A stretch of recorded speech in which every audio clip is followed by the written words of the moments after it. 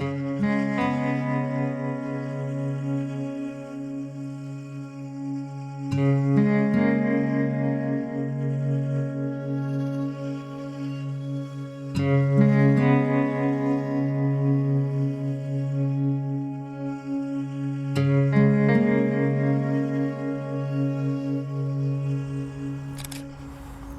I first started macro photography back in 2016, I didn't have the best gear or the skills that I have today. But there was one thing that I could do to improve my images, and that was to understand depth of field. So let's talk about the secrets of mastering depth of field to transform your photos from good to breathtaking.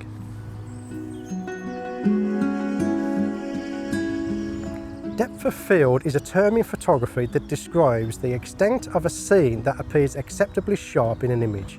It is one of the most important concepts to master in photography because it influences the appearance and mood of your images by focusing attention on the subject while potentially blurring out distractions.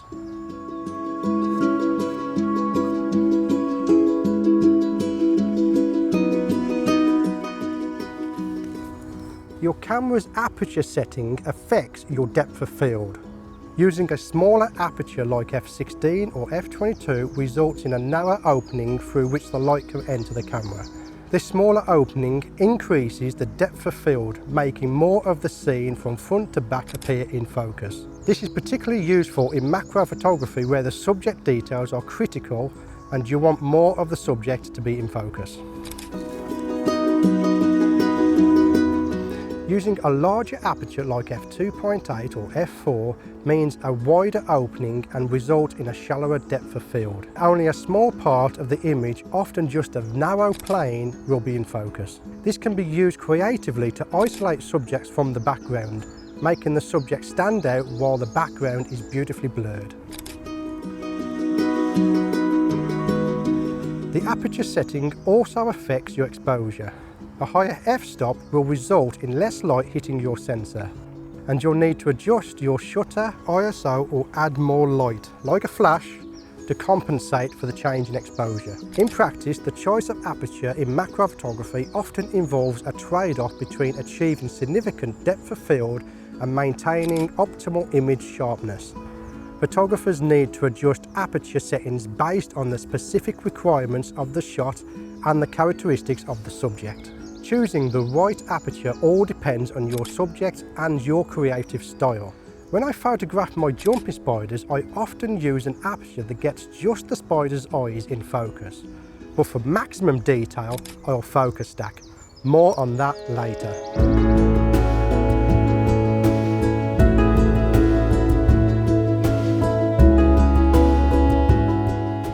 So that's great. So all I need to do is to increase the f-stop to increase my depth of field. Not exactly. When you increase your f-stop, you can introduce what's called diffraction into your image. Diffraction in photography is a phenomenon that occurs when light passes through a small aperture, such as f16 or f22, causing the light rays to bend around the edges of the aperture blades. This bending of light can interfere with the image's sharpness, particularly affecting high-resolution details. Diffraction is essentially a physical limitation caused by the wave properties of light. In macro photography, where small apertures are often used to maximize depth of field and keep more of the subject in focus, diffraction can become a significant issue. The effect is that the finest details in the image might become soft or blurred, reducing the perceived sharpness across the entire image. Macro photographers often face a balancing challenge between getting significant depth of field and minimizing the effects of diffraction. Choosing the right aperture becomes a compromise between these two factors. Apertures around f8 to f11 can sometimes offer a good balance, providing a decent depth of field while keeping diffraction to an acceptable levels, though this can vary depending on the camera and the lens characteristics. The impact of diffraction is also influenced by the size of the camera's sensor. Cameras with smaller sensors like micro four thirds start to experience diffraction at larger apertures compared to cameras with larger sensors like a full frame camera. This is due to the relative size of the aperture in relation to the sensor size. The sensor's megapixel count can also affect at what point diffraction starts to kick in.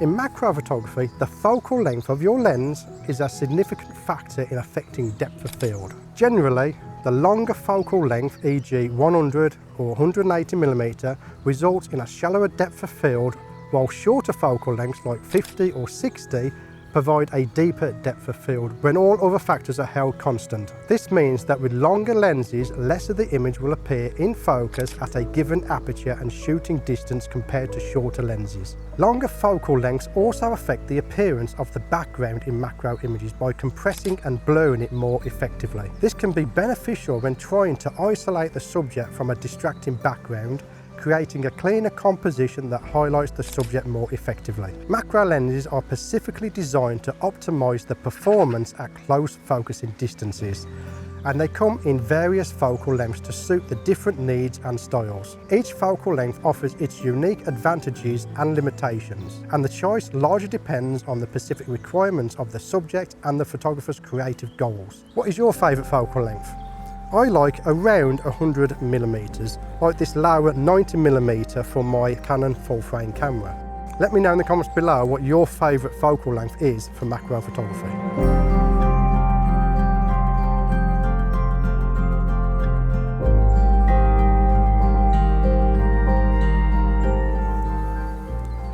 In macro photography, the distance between your camera and the subject significantly influences the depth of field. As you move closer to your subject, the depth of field becomes shallower.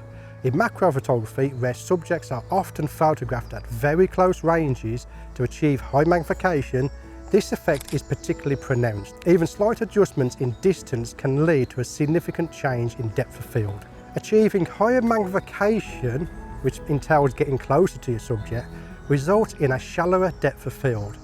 The magnification increases as you decrease the distance to the subject, which means that a larger portion of your subject appears larger in the frame, but less of it falls within the plane of sharp focus. Understanding and managing the relationship between the distance to the subject and the depth of field is fundamental in macro photography.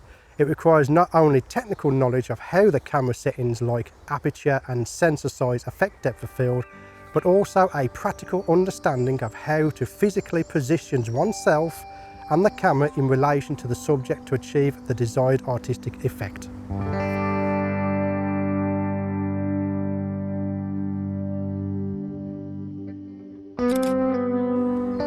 In macro photography, magnification plays a critical role in determining the depth of field. Magnification in photography, particularly in macro, refers to the ratio of the size of the subject on the sensor to its actual size. A 1:1 magnification ratio means that the subject is projected onto the sensor at its actual size. Higher magnification rates, such as 2:1, like you find on this lower lens here, means the subject appears larger than life size on the sensor. As magnification increases, the depth of field decreases. Essentially, the higher the magnification, the thinner the slice of space that is in sharp focus. Magnification also affects the working distance, which is the distance between the front of your lens and your subject. Higher magnification typically requires getting the lens closer to the subject, further reducing the depth of field. The reduced working distance at high magnifications can make lighting and positioning more challenging in macro photography. The type of lens and the size of the camera sensor also affect how magnification influences depth of field. Macro lenses designed for higher magnifications can handle these changes better. In summary, as magnification increases in macro photography, controlling the depth of field becomes more challenging due to the inherently shallow depth of field. Macro photographers must expertly manage their camera settings and techniques, such as using appropriate apertures and potentially employing focus stacking to produce sharply focused images at high magnifications.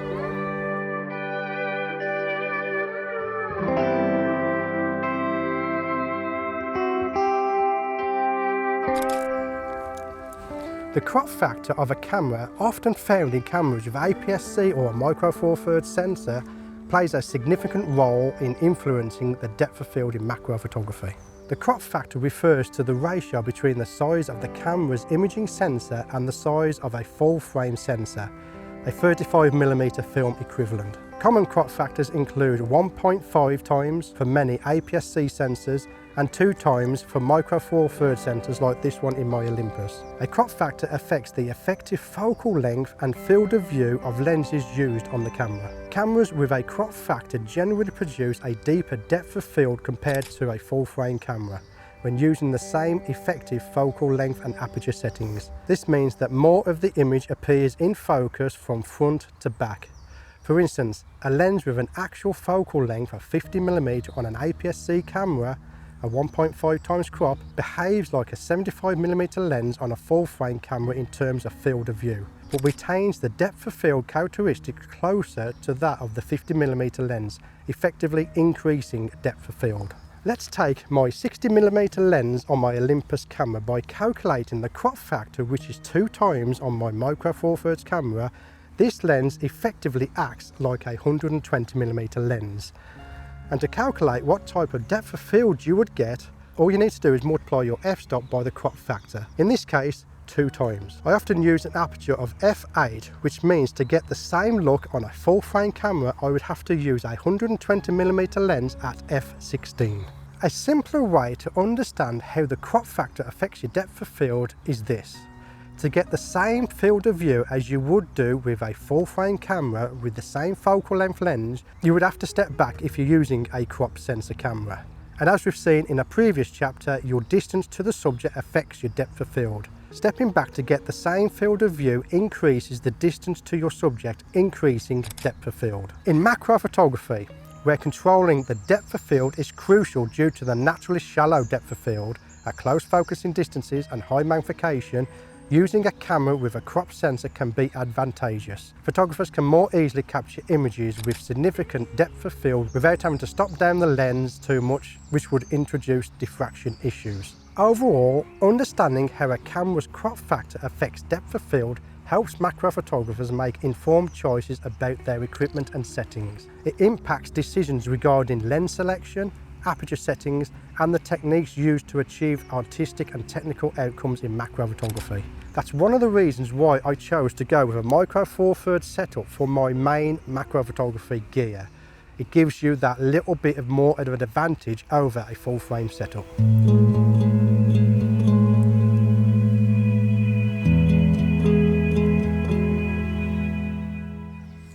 In macro photography, the camera's angle relative to the subject significantly influences the perceived depth of field in an image. This is crucial to consider because in macro photography, even slight adjustments in the camera's angle can drastically alter the composition and focus.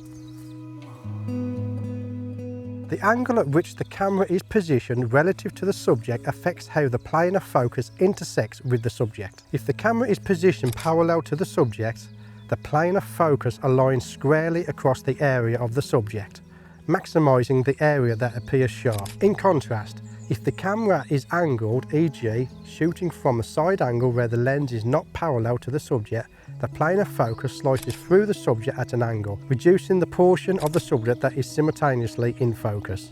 Changing the camera angle can also change the background composition and how the background blur appears. An angle that includes more distance behind the subject can increase the perceived depth of field by showing more out of focus area, enhancing the isolation of the subject. By carefully adjusting the angle of the camera so that the plane of focus aligns more favourably with the most important parts of the subject, you can effectively maximise the use of your available depth of field.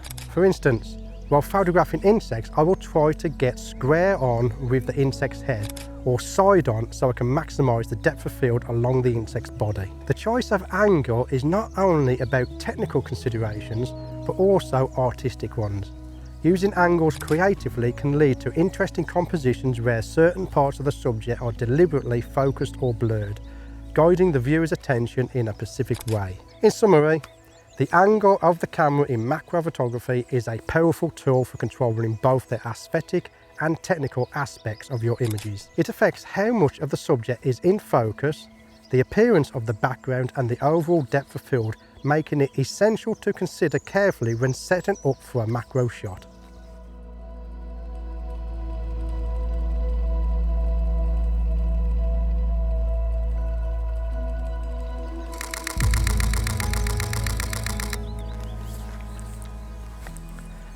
Focus stacking is a technique used in macro photography to overcome the inherently shallow depth of field at close focus distances. It involves taking multiple images of the same subject, each focused at slightly different points, and then combining these images in post-processing software to create a single image where more of the subject is in focus than could be achieved in any single shot.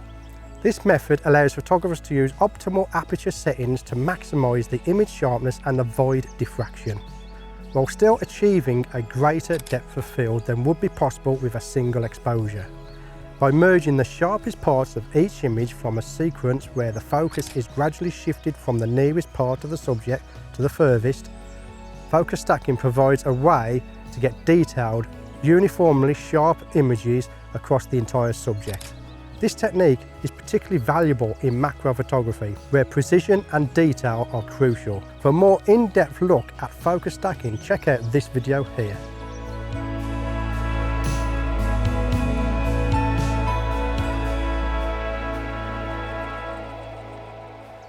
Using depth of field creatively in macro photography is a powerful way to tell a story, convey emotion and guide the viewer's attention. You can use depth of field to isolate the subject and allow your subject to stand out from its surroundings. You can also use depth of field to highlight the details on your subject. You can create mood and atmosphere using the depth of field. Using depth of field effectively requires not only technical knowledge of your camera settings, but also a creative vision on how these settings enhance the story you want to tell. Experiment with different apertures, focus points and compositions to discover how best to use depth of field in your macro photography narratives. Mastering depth of field in macro photography opens up a world of possibilities, whether you're photographing the intricate details of a leaf or the delicate wings of a butterfly.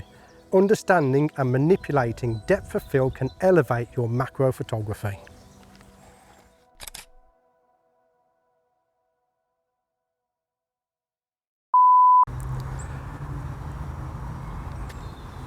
Phone's gone to sleep.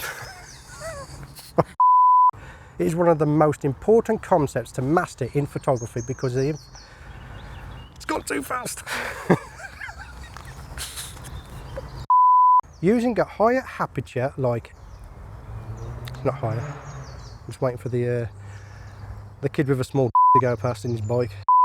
That's great. So all I need to, I was hoping to get that in before it moved. Macro photographers often face a man. I definitely need glasses. In macro photography, the focal length of your lens significantly, got teleprompter to fuck it up. In macro images there's not a full stop there, Stu. In macro photography, something affects your depth of field. I knew you were going to do that. In macro photography,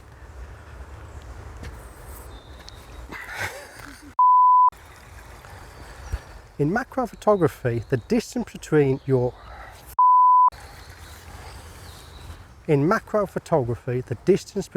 camera and your subject significantly influences.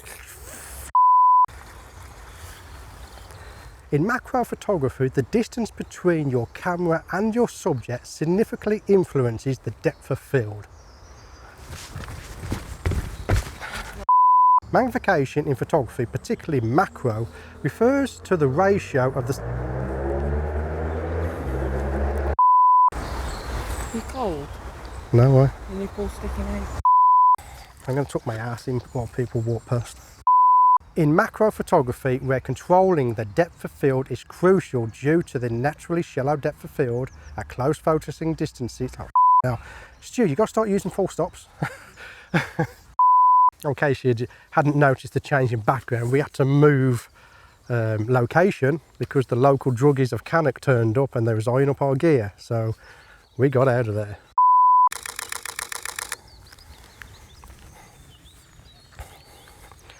forgot to leave the first line. Right, let's just carry on. Shut up. Shut up. Shut up. Like a child, just don't shut up, do they? I wasn't doing it when we turned up. Laughing at you? Right. Just shut up now. Using depth of field creatively in Mac... Hey, we're looking in the middle. Yeah. So that's it from this masterclass.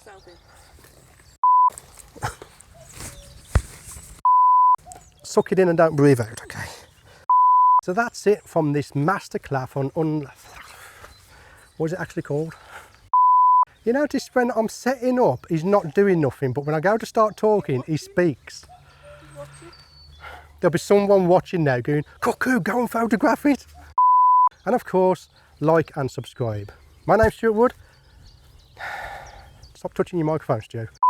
Thank you for sticking to the end of this video. If you enjoyed it, then please subscribe and click the like button. It really does help out the channel.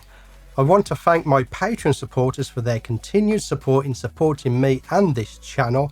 If you're interested in joining Patreon, then check in the description below this video for a link to Patreon. If you want to continue watching my macro journey, then click one of the videos in front of you now.